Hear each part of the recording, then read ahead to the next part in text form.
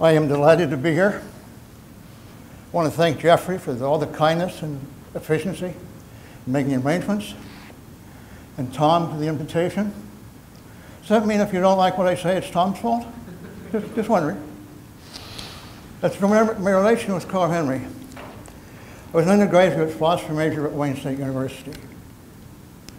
The most important book I read as an undergraduate was Remaking the Modern Mind. When I was in college, I read a lot of apologetics. And the stuff at the time was really not very good. It's effective in two ways. The arguments for God's existence did not work. And the assumption was that if they did, that proved Christianity. What happened to Judaism?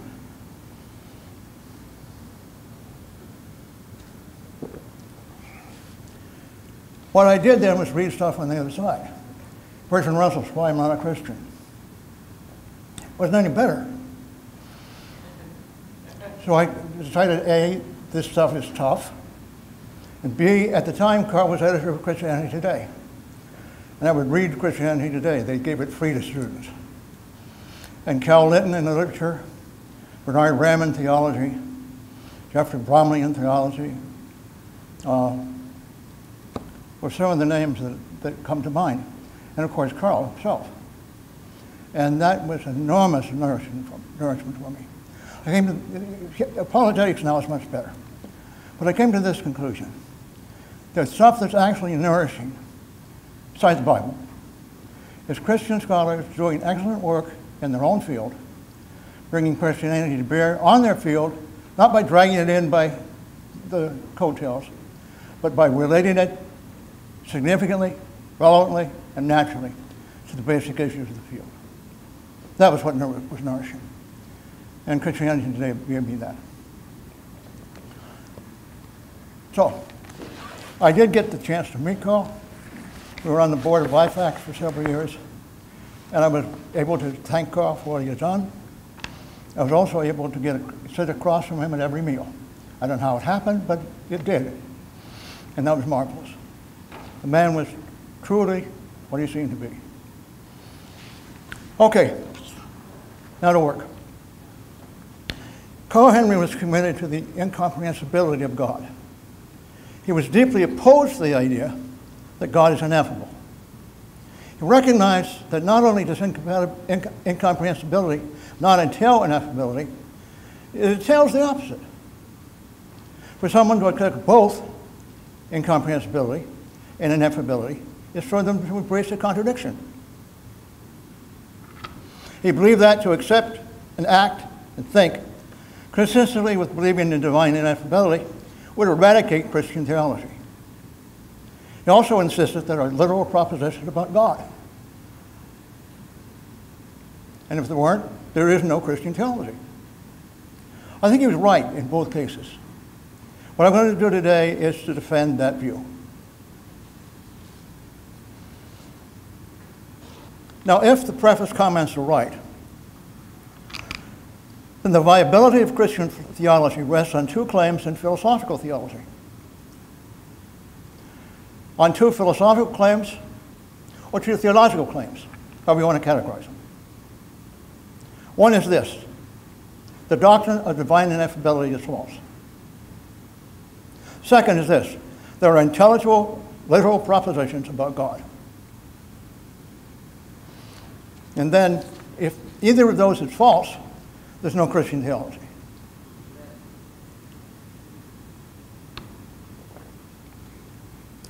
The appearances favor the view that the doctrine of ineffability is false. I mean, for millions of people, for thousands of years, there's been preaching, teaching, singing hymns, praying, all that presuppose literal statements about God. Can they all be wrong? Can it be the case that a small group of 20th century philosophers suddenly have discovered that this is all a sham? It would take an awfully strong argument to prove that. So the appearances are in favor of Henry's view in that regard. Surely what's happened in the history of Christianity is not mere pious puffery. And the appearances favor the claim that there are literal propositions about God. God is said to be able to move mountains. This has not been reduced to the claim that God is the name of an effective rock removal company. God is said to love us. This has been taken to mean, or at least to entail, that God cares about us and our well-being. God is the maker of heaven and earth. It's been taken to mean that God literally brought it about. There was a universe that's distinct from God, and did not do so out of previously existing materials. Now, there are those who claim that the notion of creating, beginning, bringing something to be out of no pre-existing material is just nonsense. But the assumption of that is that what makes sense in this context is going to have to be done in terms of a physical model. You've got physical stuff going through a process, changing other physical stuff. The notion of creation, of course, is not that. It's the notion of God bringing into existence a universe without using stuff already there. God's not a designer, God's a creator. Or God's a creative designer. On a materialist model, indeed, you cannot understand the Christian doctrine of creation. But why in the world think that a materialist model is the ground for deciding what's intelligible? What's the argument for that? And the answer, seems to me, is there isn't one.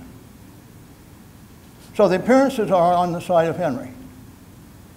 Now, on the center of philosophy is the endeavor of considering significant issues and views, asking what they mean, and asking what can be said for and against them. That inevitably involves considering arguments, asking two fundamental questions. Do the premises entail the conclusion, and are the premises true? Whether God is ineffable, and whether there are literal propositions about God, are two important views. Therefore, we ought to look at them in a philosophical way. The discussion will range over many things. Among them, theories of meaning, ineffability, God being wholly other, infinity, analogy, kind membership, anthropomorphism, analogy, whether God can be a member of a kind, and negative theology. So it's traveled a fair amount of territory. Now, you have the handouts? Good. I confess that my methodology is philosophical. You ask a philosopher to give it a talk, he's going to talk philosophy. And I'm an analytic philosopher. And we do things a certain way. So I'm going to do it that way. I don't know any other. Best to define terms. Proposition is anything that's true or false. What's expressed by an assertive use of a declarative sentence. What's true if the world is as it says it is, and false if the world's not as it says it is. A proposition about God entails that God exists or that God does not exist, that God has or lacks some quality, or that God is or is not in some relation. Our interest in proposition about God is literal and univocal, non-analogical, and with the same meaning used regarding God and human persons in these assertions. Now, some of the views I'm going to attack have come from outside the Christian framework. Some have come at least within Christendom. Those are the most worrisome. Let's take care of the outside ones first. David Hume and the logical positivists of the 1920s well represent theories of meaning.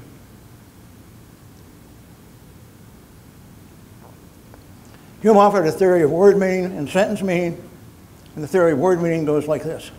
And now we're on the handout. A marker sound is a word if and only if it corresponds to some element in sensory perception or introspection. The assumption here is that aesthetic experience, ethical experience, all reduce to introspective experience. Ethics is a matter of feeling certain ways, and aesthetics is a matter of feeling certain ways. And there is not an objective truth of the matter. Ultimately, ethics and aesthetics are both subjective. In any sense in which they have any content, they reduce to the content of perception or introspection, which is why those don't get mentioned. The theory is offered within a rich range of cognitive experience, which is assumed to be adequately dealt with by the reference to sensory and introspective experience. I mean, the curious thing about Hume is that he's doing this cogitation. He's reflecting on these propositions. He's doing this philosophy, most of which is abstract. And it's neither a matter of sensory experience or a matter of introspection. So he couldn't do what he does if he were right about all the kinds of experiences there are. In case you wonder about it, not only philosophers do that kind of thing, but Hume did that kind of thing. Now, the proponent of a theory of word meaning that Hume holds is in trouble. Ask yourself the following question. Where among my sensory experience do I encounter theory? What element of my experience corresponds to that? What about meaning? What element in my introspective experience constitutes that, the element to which that refers? And the answer is, in both cases, there's none. If one then asks a Humean what theory is on offer, cannot say it's a theory of meaning, because on his own view, those words are not meaningful. I think at that point we can dismiss Hume's argument. The fact is, the letters God do not correspond to an element in sensory experience or introspective. Therefore, Hume's theory is meaningless on his account. Then there's the theory of sentence meaning. Roughly, it goes like this. A theory of words constitutes a sentence if and only if it either repeats an idea, reports that an idea is contained within another, or can be confirmed or disconfirmed by some sensory or introspective experience that one could actually have. The next step is to assert that since no sensory or introspective experience can confirm or disconfirm the proposition that God exists, it's neither true nor false by definition. Therefore, the words, the marks God space EXISTS do not constitute a sentence. But since the theory of sentence meaning itself has a little defect, A is not true or false by definition, B is not confirmable or disconfirmable by sensory experience or by introspective experience, the theory is meaningless on its own terms. You don't need something else to refute it. It's self-refuting, which is highly convenient. Any statement of Hume's theory will be either meaningless or false. Therefore, it constitutes no real threat to the meaningfulness of the claim that God exists.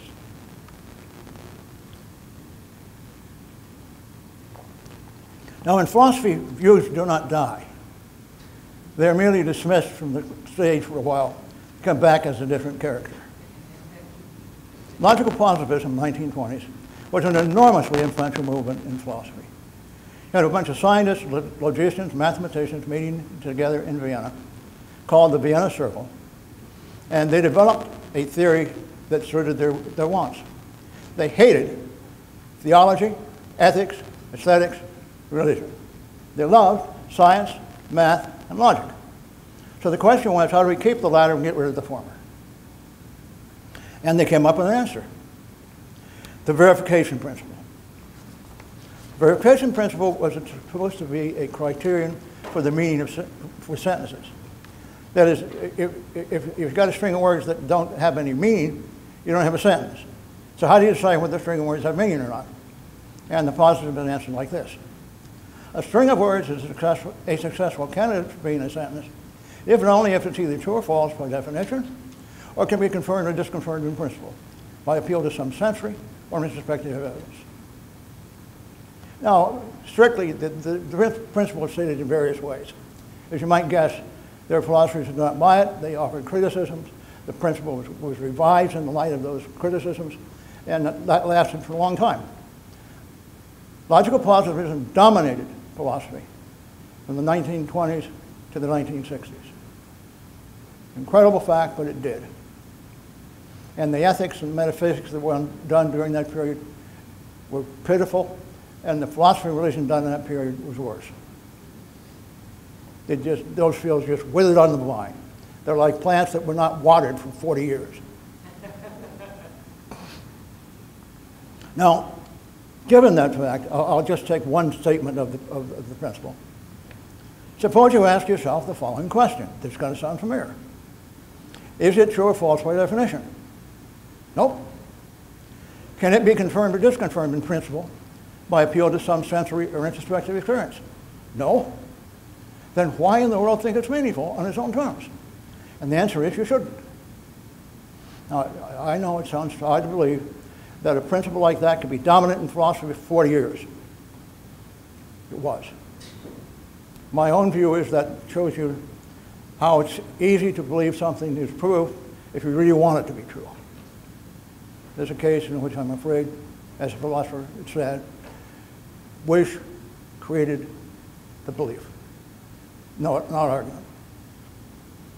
In any case, that principle faces the same problem as Hume did. Now, the positivists of Athletic Grant were creative, and they thought a way of saving it.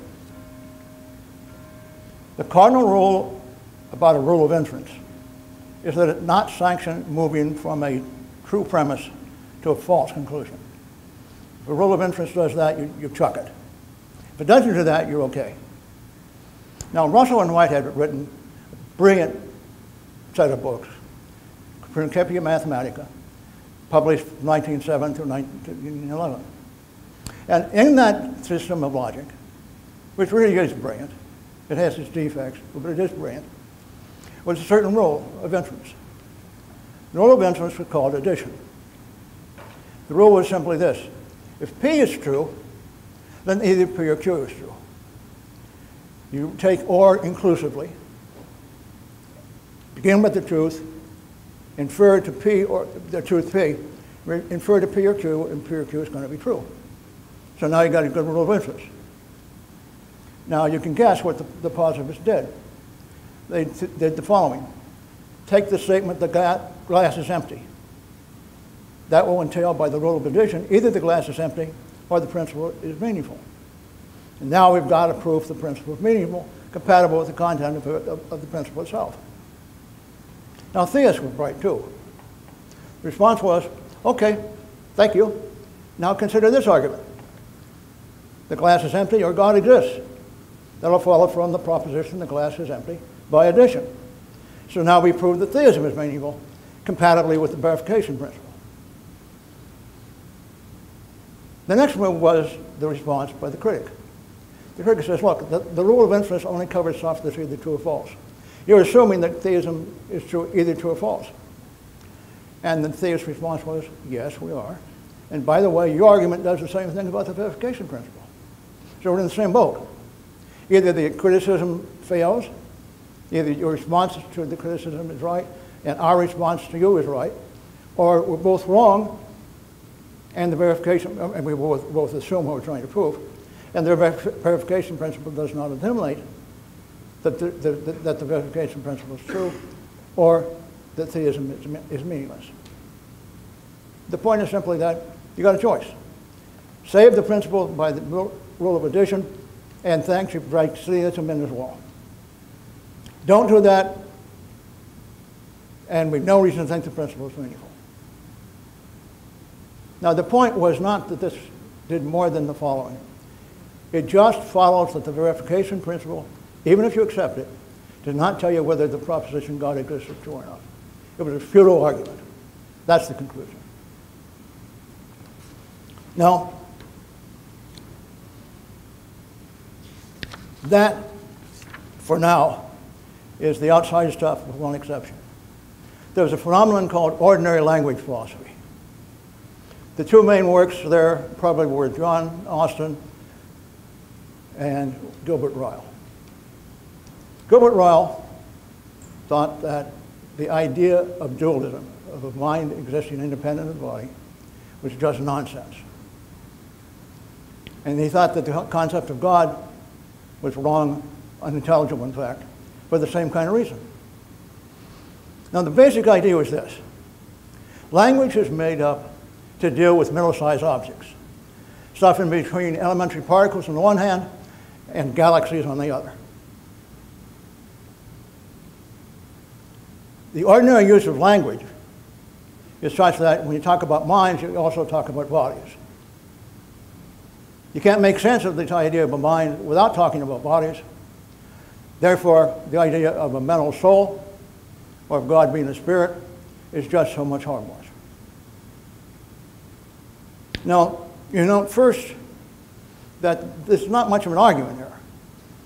It's basically a long assertion.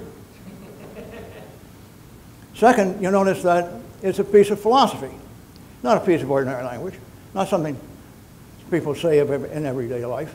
When was the last time somebody over lunch said to you, by the way, you know that meaningful words have got to be either about middle-sized objects or about things very like them, or they're meaningless. I've never had anybody tell me that over lunch. So technical philosophy gets smuggled in by way of simply an assumption. The view was not very kind to theoretical entities in science. I mean, to be a little anachronistic, quarks were not very close to tiny things, and they're very tiny things, but not tiny things that are non-theoretical. We have to infer their existence from a theory. And of course, God is not an element of introspection or sensory perception either. And so philosophically, you got to relate to God as a theory. Let me be more precise. If you're going to allow quarks in, you've got to allow God. If you're not going to allow quarks in, fine, that gets rid of theoretical physics. But the basic thing, it seems to me, is this. Why in the world should we accept the claim? Why should we suppose that the further we get away from the object of everyday life, cherries and trees, goats, bushes, that our words become less meaningful? What about logic? What about mathematics? What about metaphysics? Well, ordinary language philosophers do not like those anyway, particularly did not like metaphysics. And they're not fans of formal logic. But so what? The question is not decided by what they're fans of. The question is decided by what their argument shows. And their argument, in fact, doesn't do much to show that that claim that theism is true is meaningless. Okay, so much for those outside the frame. What about the people in the Christian tradition? Well, throughout the history of Christian thought, that is, thought that has occurred within a Christian culture, often by people who otherwise accepted Christian belief, God's been said to be ineffable. Thus, it matters what exactly is meant by ineffability. We need to be careful here. There's a hymn, Crown Him with Many Crowns, in which God is said to be ineffably sublime. Do we scratch that out? No. If I may turn to rather ordinary matters, for a long time, I look forward to coming down to Wheaton's Philosophy Conference, partly because of the conference, which is always great, partly because Ellison's bookstore was in Naperville, an old warehouse that just stuffed with wonderful books. And third, there were Dunkin' Donuts to go to. Dunkin' Donuts in those years sold buttermilk donuts, the size of a human fist and just marvelous. I took one of my students and his wife to the Wheaton conference once. She was expecting at the time. We got a dozen donuts for me to take home, a dozen donuts for them to take home, and another dozen donuts so we could have some on the way up. She was in the back seat, by her preference. She passed a donut to me and a donut to her husband, got one for herself. We ate them. That was great. Those donuts were at the peak of donuthood. They were ineffably delicious. A little later on our trip, my student and I decided we'd like another donut, thank you. So we said, would you pass us one more donut, please? Long, long silence. And so I said, would you pass us both a donut, please? Very quietly, the voice speaks up and says, I can't. Why not? Because the bride box is empty. She had eaten 10 donuts. Amazing woman. That sense of ineffable is perfectly fine. It underlines deliciousness or sublimity in red. It says the donuts are as good as donuts get. God's as sublime as God gets, as anything gets. That's fine.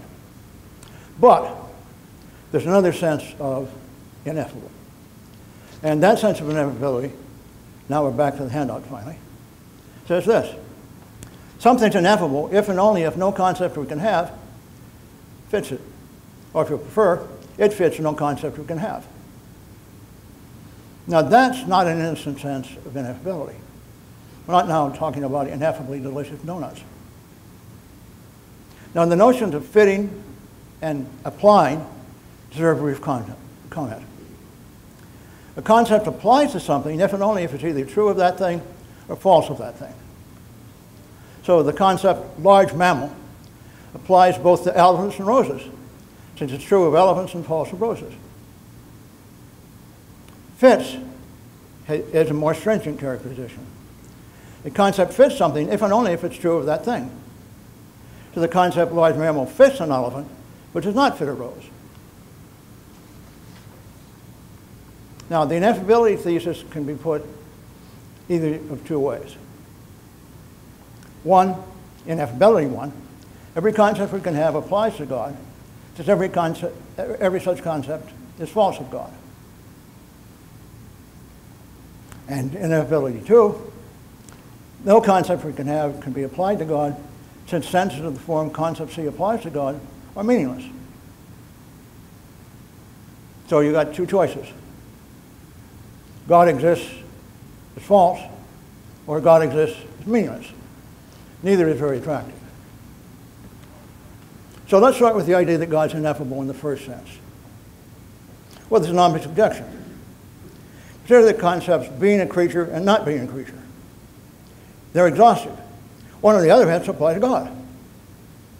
So it can't be the case that every concept we have is false of God, because of the two concepts, one's got to apply to God. Which one? Ineffability doesn't tell us. Further, if it's false that the supposed ineffable being satisfies the concept being the creator, then whatever it is not God.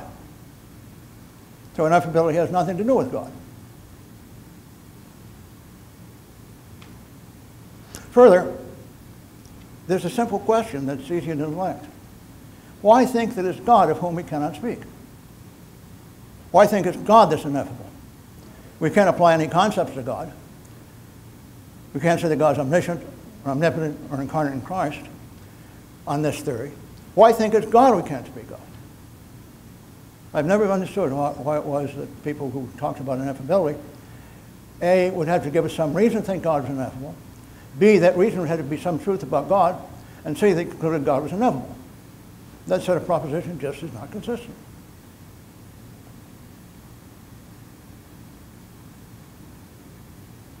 If you think about the claim that no concept applies to every concept is false of God, then an infinity of contradictions are true of God.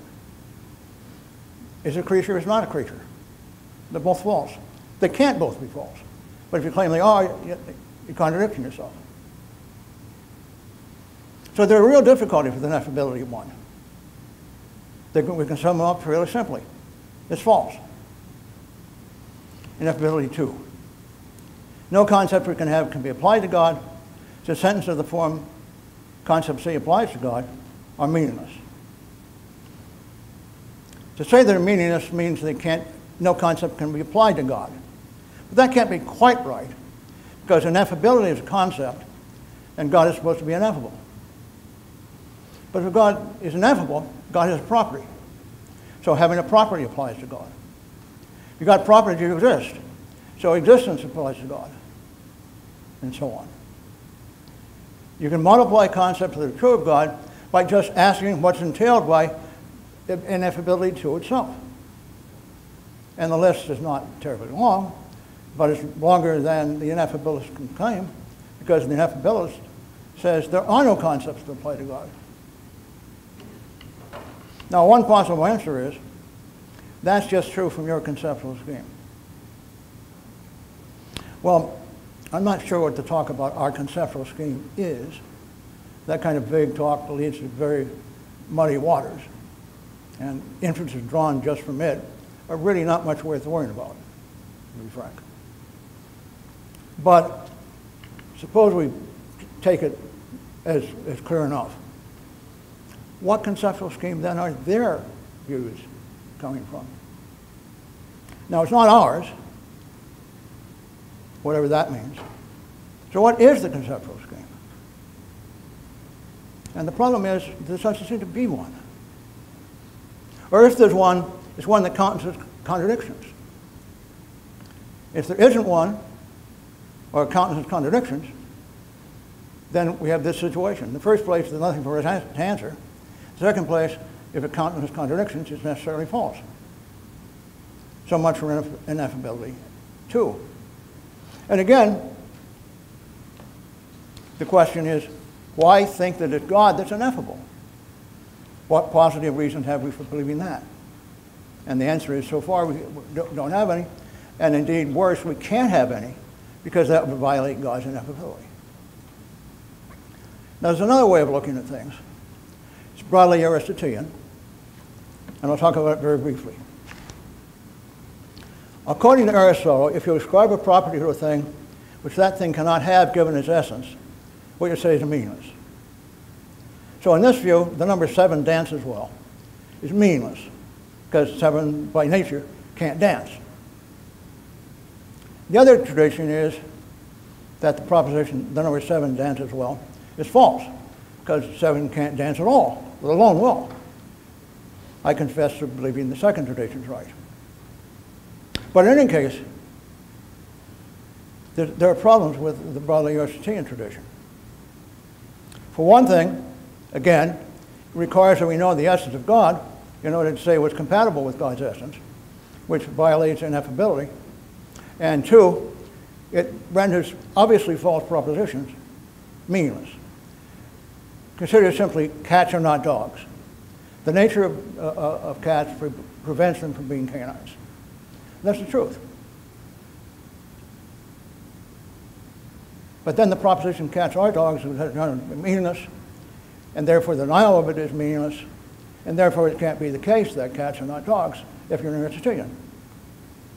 And that'll fail. So appealing to that tradition as a justification of ineffability simply gets you nowhere. Now, another suggestion is that God is wholly other. That could be a source of belief in ineffability. What does it mean to say that God is wholly other? Philosophy and theology and a lot of other areas would be made much better if people more often ask, what does what I'm saying mean? What's true if it's true?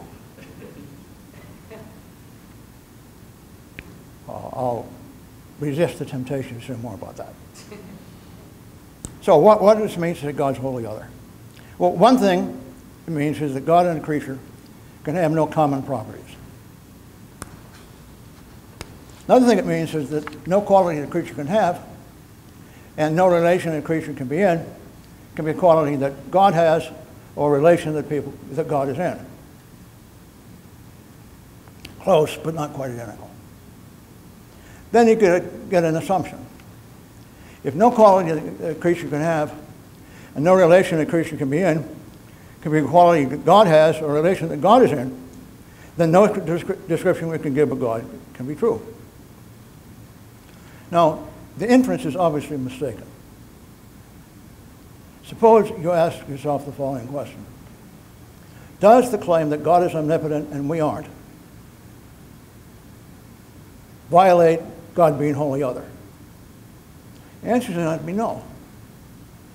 Omnipotent means the same thing when ascribed to God and denied of us. So it's not a matter of having common properties. And so the claim's perfectly fine. By the way, Aquinas recognized that. He's usually thought to believe that all language of God has got to be analogical. He doesn't quite hold that. He holds that the proposition God is omniscient and we are not is perfectly fine, even if God is wholly other. And obviously we can do it in reverse. My favorite team is the Boston Celtics, and probably, unfortunately, God's favorite team is not the Boston Celtics.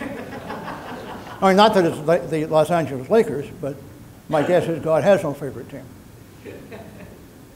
If he did have one, of course, it would be Boston. So that's perfectly true, too. If it's God's wholly other, then God will not have the property I have. But again, the property is favoring the Celtics. It's the one I have and God doesn't. So it's not ruled out by God being wholly other. But God being wholly other would be a constraint on what we can say about God. Can't we say anything both of God and us and mean the same thing twice? Well, sure. It's true of God that God knows that one and one are two. I don't ever remember anybody saying that before, but surely it's true. God's omniscient, God knows that one and one are two, but so do you. And knowing that one and one are two means the same thing in both cases. So there's one truth that's univocal. It means the same thing when it's applied to God and applied to us. Even in that case, the doctrine of holy otherness fails. There are lots of properties we have in common with God. We believe that Christ is God incarnate. So is God. And Christ was God incarnate means the same thing in both sentences. So God can't be wholly other. One of the bad things about philosophy is, frankly, you get these big, fancy worldviews, these marvelously wide claims. Nobody asks about simple counterexamples. When the simple counterexamples are right there to reach out and grab. I have an advantage there. Wayne State University, when I was there, was famed for its philosophers offering counterexamples. It was the sort of source of philosophical counterexamples in the universe. And I'm grateful. Now suppose we consider three claims. They're on your handout as 4, 5, and 6. It's true that God's omnipotent and no creature is. It's true of God that God is not a created being, and false of every creature that's not a created being. And finally, the terms is omniscient in 4 and is not a created being in 5 bear exactly the same sense in both occurrence. So God isn't wholly other.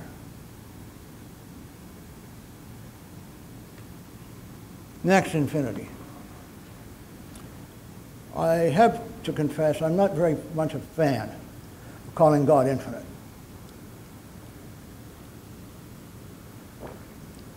It's not a biblical term. And given what some people mean by it, I just as soon not use the term regarding God. I have in mind people like Spinoza. Spinoza says that God is infinite under the attribute of thought and the attribute of extension.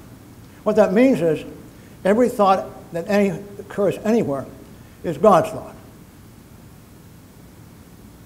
Now, also any action that occurs anywhere is God's action. I don't want God to have every thought that's had. And all kinds of thoughts I don't want God to have. For example, that Yandell will not make it to heaven. It's a thought God could have, but I hope God does not have it. And I certainly don't want all deeds to be God's deeds, or to follow inevitably from the nature of God. I mean, strictly for Spinoza, God's not an agent. Things follow from God's nature, which is worse. So what Hitler did, what Jeffrey Dahmer did, God did. That's not a Christian view of God. Indeed, I would have thought that was a contradictory view of God. I don't want to have infinite use in Spinoza's sense. More likely is that it be used in a sense common in some Eastern religions. To say that God is infinite is to say that God is the combination of all states of consciousness, where the qualities of those consciousnesses, of those states, is nullified. God is, as they say, Brahman without qualities. God is all there is, and there aren't any qualities and there aren't any relations. So that's why. Why? Because God's infinite. That's not a notion of God I want to encourage. People from Eastern traditions, if you tell them God's infinite, will probably think of God in that way. Now, I know there's not any hope that the claim that God's infinite is going to vanish. It's just too embedded in, unfortunately, in Christian thought. But what we need to do then is to ask a simple question. Infinite about what? We don't want to claim that God is the infinite. That's just too vague. What is God infinite with respect to? Well, not weight, not height, not left-handedness, but omniscience, omnipotence, love. Those are qualities that God has, as they say, to the max. God has the greatest amount of knowledge that's possible to have, the greatest amount of power that's possible to have, and the greatest possible love that's possible to have. So God is infinite in those respects. My only insistence is that when we talk about God as infinite, we specify the properties we have in mind that we ascribe to God. And then we'll be fine. I didn't bring quotations this time for the sake of time. Henry makes exactly that point, as you'd expect. Further, the idea of being infinite is closely tied to the idea of God being unlimited. Well, God's not unlimited. There are all kinds of properties God can't have. God cannot have the property of being ignorant of who God is. God cannot have the property of not knowing what day it is by our calendar. God cannot have all sorts of properties.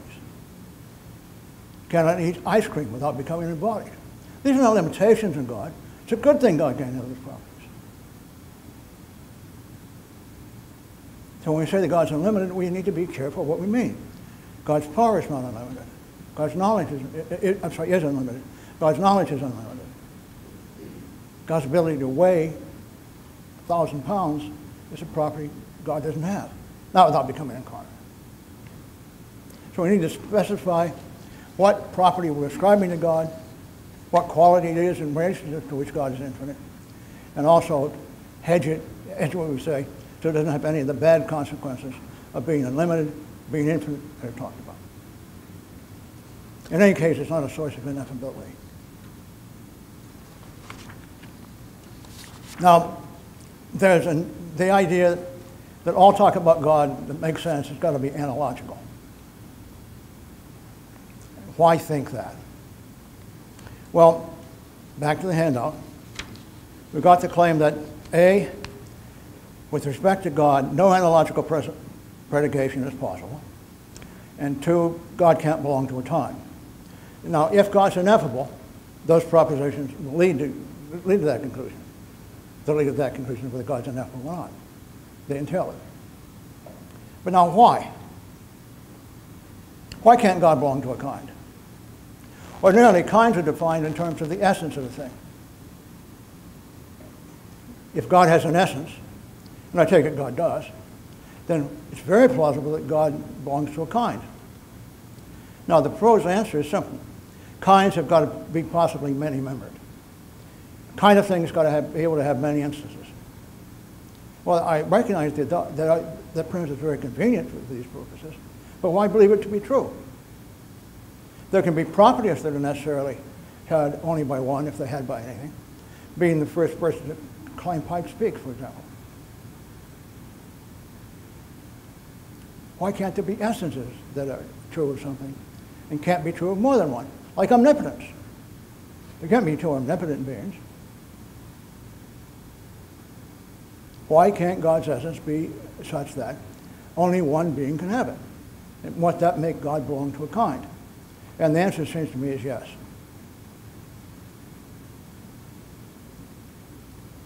Now, a similar claim regarding analogical predication, not ineffability, is C. If A belongs to one kind and B belongs to another, and the predicate Q is ascribed to both, the 2 occurrences of Q must differ in meaning.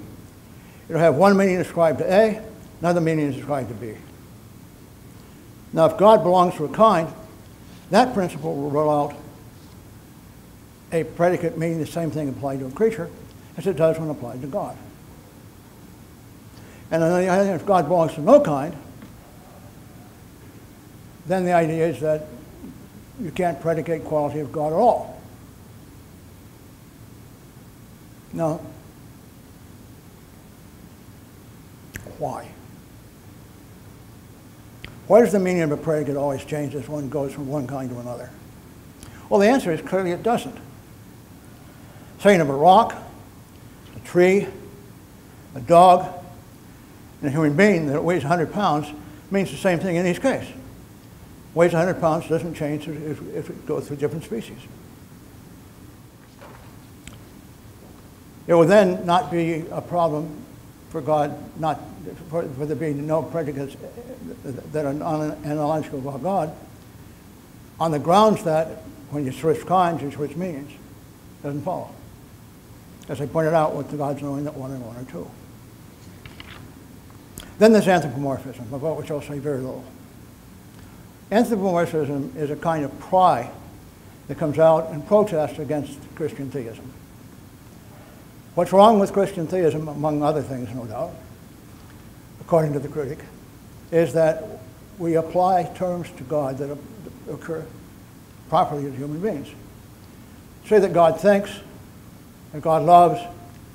Got to mean something radically different to God in response, with respect to God.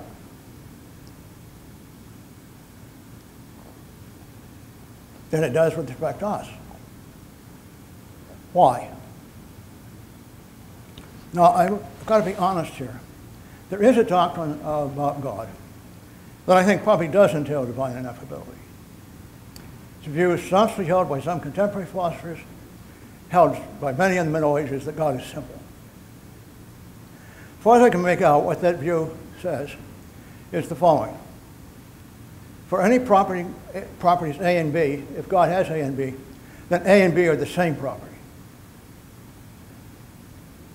And second, for any property God has, God's identical to that property. Now, if that's true, it may be that God's ineffable, except, of course, for being able to say that about God.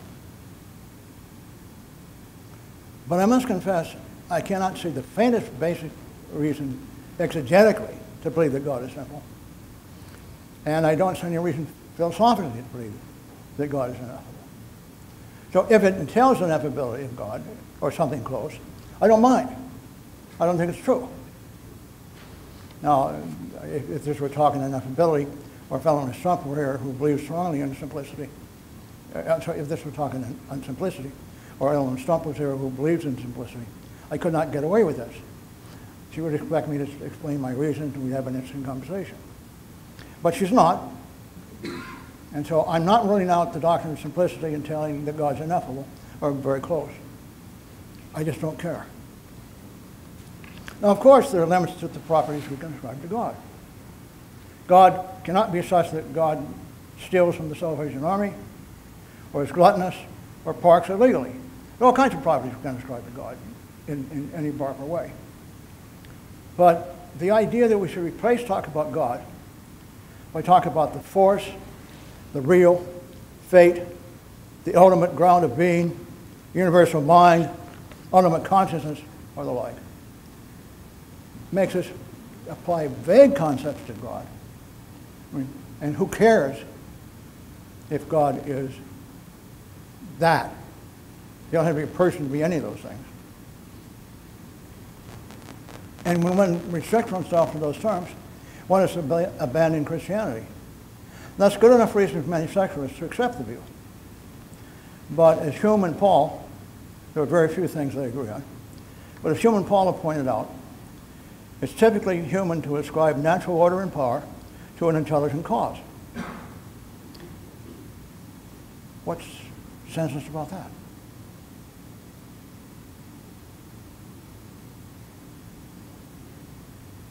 As far as I can see, the appeal to anthropomorphism gets rid of inappropriate descriptions of properties of God that we can have.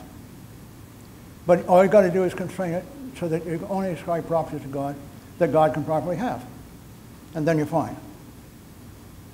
Shouting anthropomorphism is bad really doesn't establish anything. I know it's an assumption made often in religious studies, but it's not the only assumption made in religious studies that seems to me to be clearly false. That's another topic.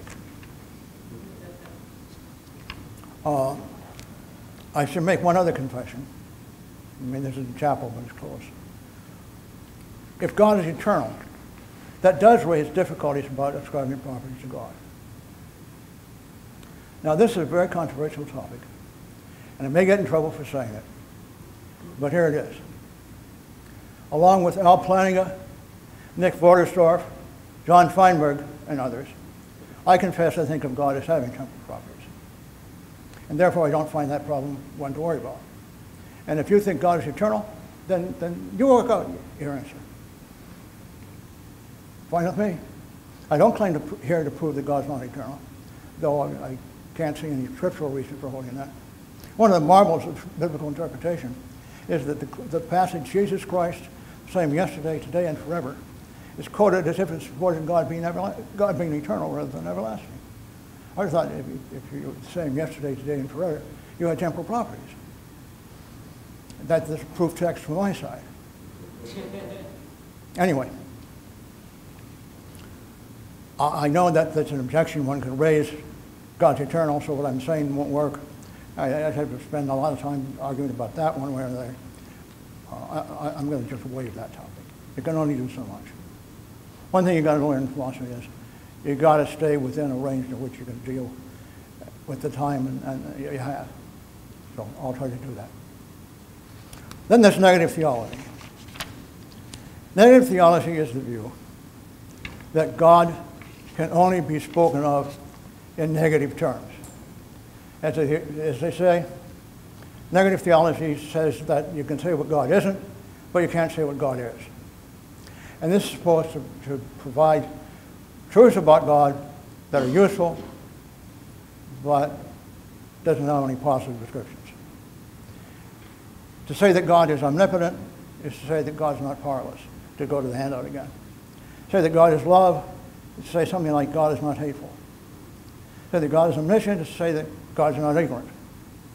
And then God was incarnate in Christ, I guess, by translation is going to mean God was not unincarnate in Christ. No. One problem is, what in the world is this supposed to mean? If God is perfectly loving, that entails that God's not hateful. If God's not hateful, it doesn't entail that God's perfectly loving. Maybe God's just neutral about things. That's compatible with God not being hateful. Or God's not powerless. Doesn't entail that God's omnipotent. So that if these are supposed to be translations or negations, they aren't. They are not negations of the sort God is omnipotent, so God's not. If you look at 4, it's not going to work. God was incarnate in Christ entails that God was not unincarnate in Christ. Well, God was not unincarnate in Christ just is the statement God was incarnate in Christ, put in different language. So the 4 kind of translation won't do. And the right-hand statements are entailed by the left-hand statements, but the left-hand statements don't entail the right-hand statements. And why anybody should think that they were somehow equivalent or that it didn't matter the difference between them, I do not know.